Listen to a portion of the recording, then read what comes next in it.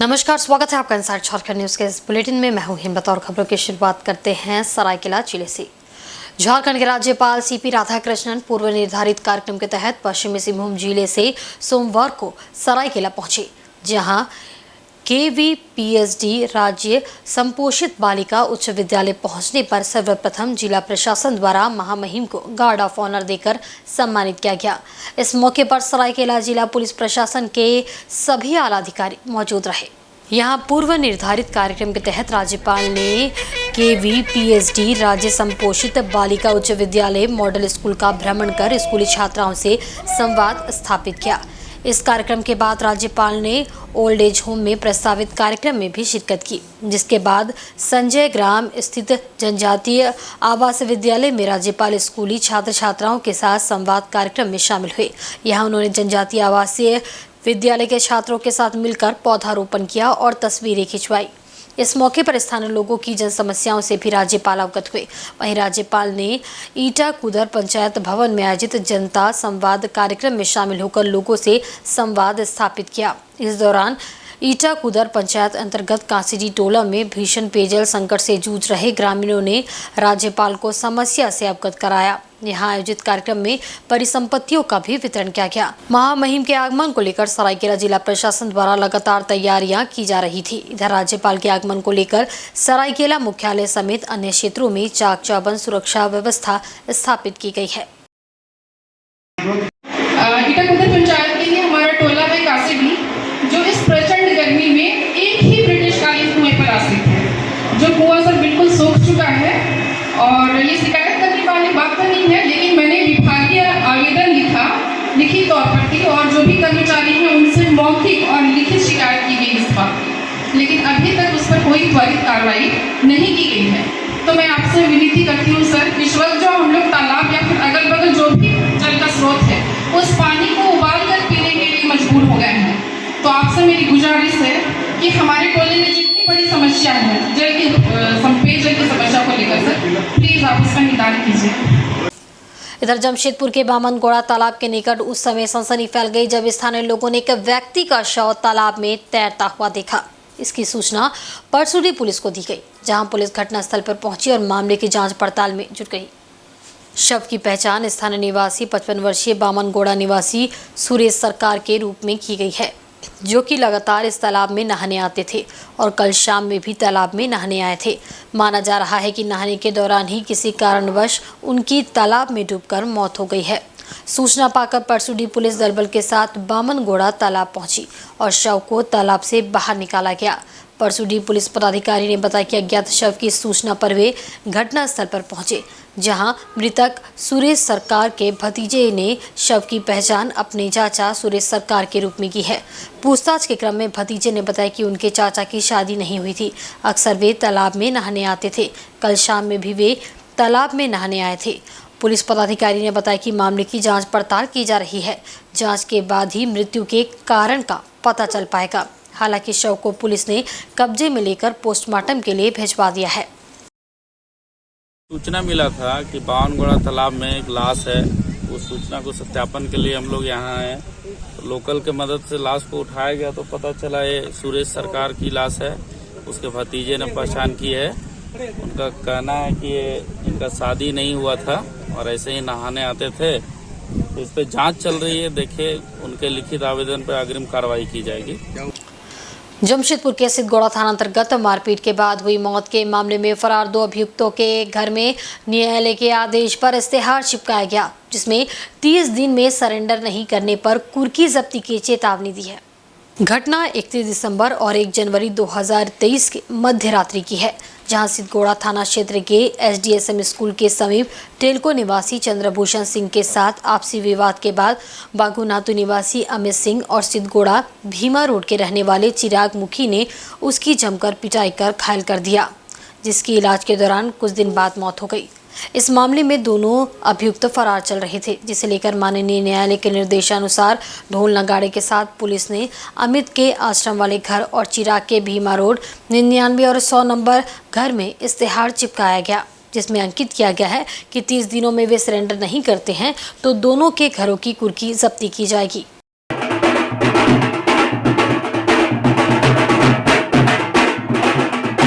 सिद्धगुड़ा थाना कांड संख्या 123 के प्राथमिकी अभियुक्त अमित सिंह, पिता का नाम ललन सिंह, पता बागन हाथू आश्रम के पास, और एक उनके ही उसी केस के प्राथमिकी अभियुक्त चिराग मुखी, पिता का नाम स्वर्गीय Shatrughan, Bhima road, action quarter type 99 और 100।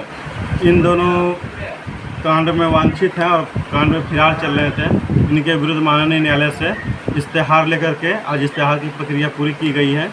जल्द ही इनके घर, अगर ये सरेंडर नहीं करते हैं तो इनके घर की कुर्की करने अग्रिम कार्रवाई की जाएगी। 30 दिनों के बाद कुर्की लेकर के इनके घर की कुर्की की जाएगी।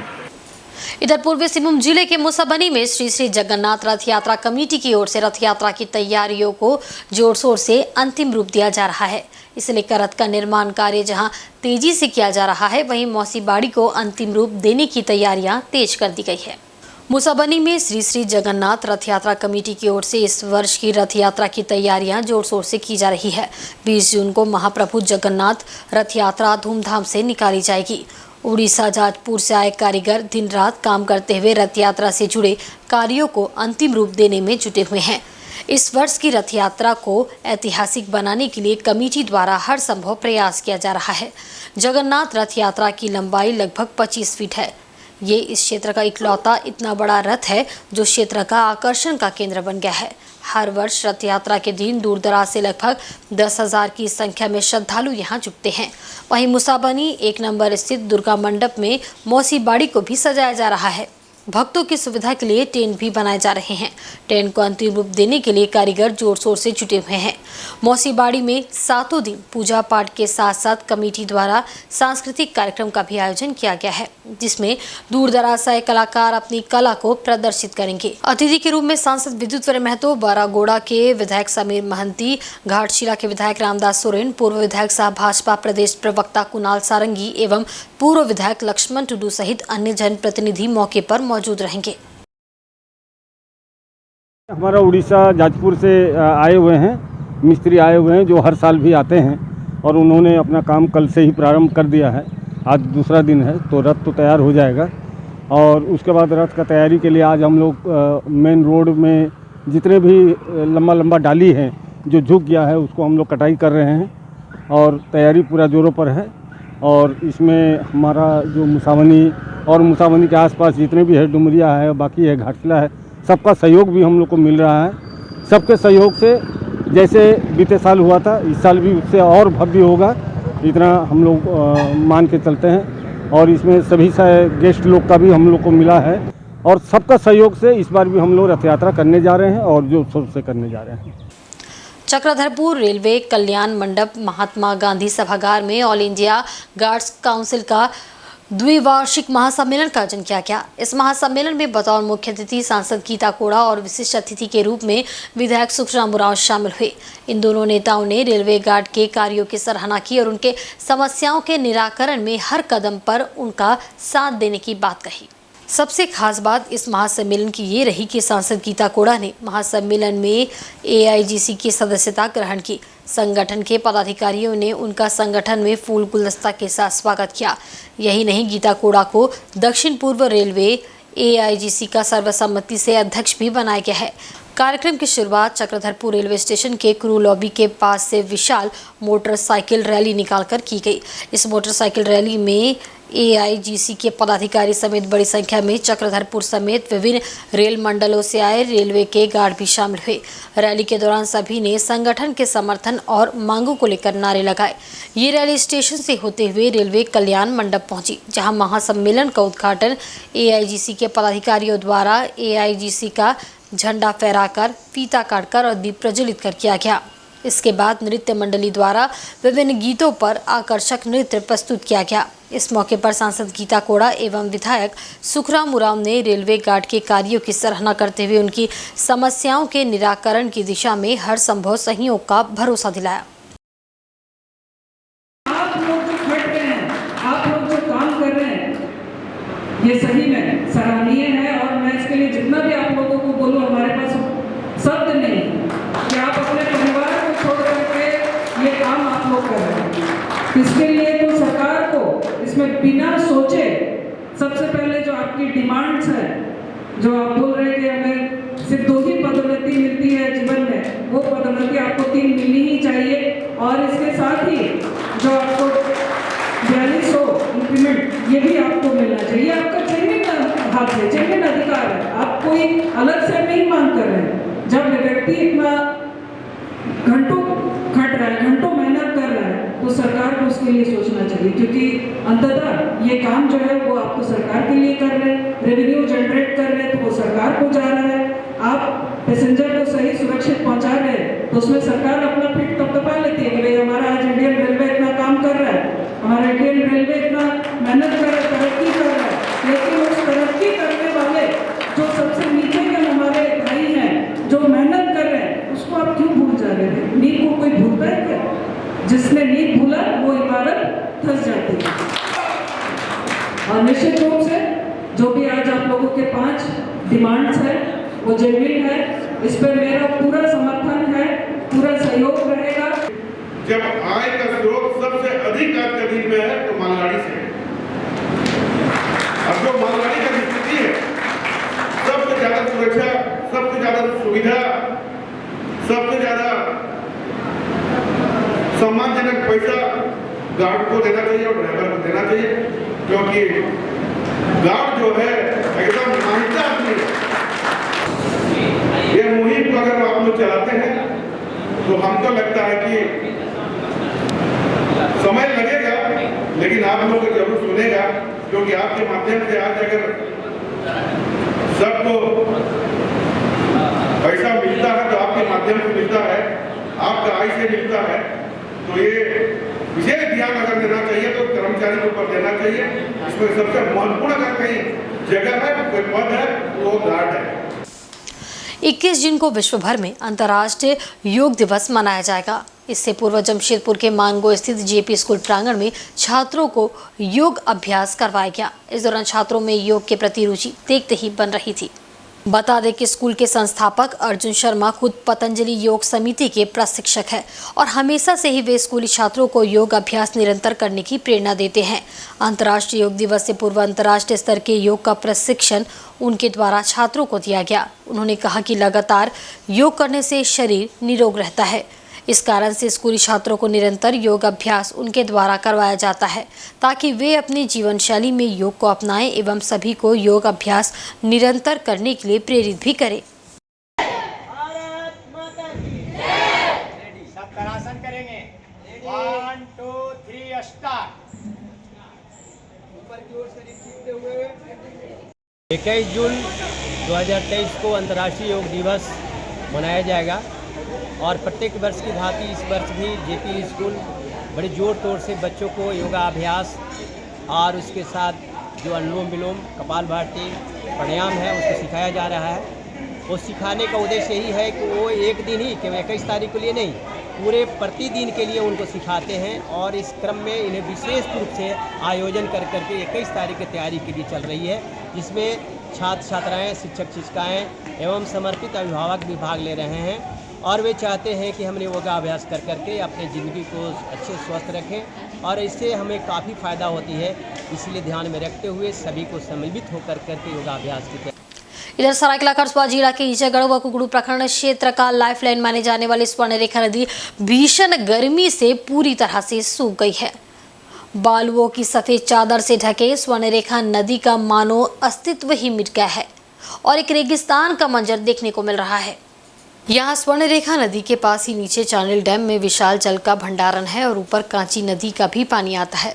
बावजूद इसके कुकड़ू और ईचागढ़ प्रखंड क्षेत्र में स्वर्णरेखा नदी जैसे एक एक बूंद पानी को तरस रहा है। आपको बता दें कि ईचागढ़ और कुकड़ू क्षेत्र में 90% लोग कृषि पर आश्रित है। नदी किनारे बसे गाँव के किसान रबी फसल कर अपना कृषि उपज उगाते हैं। कड़ी मेहनत कर स्वर्णरेखा नदी के जल के भरोसे फसल उगाते हैं। वहीं इस वर्ष नदी सूख जाने से किसानों के चेहरे पर चिंता की लकीर साफ झलक रही है।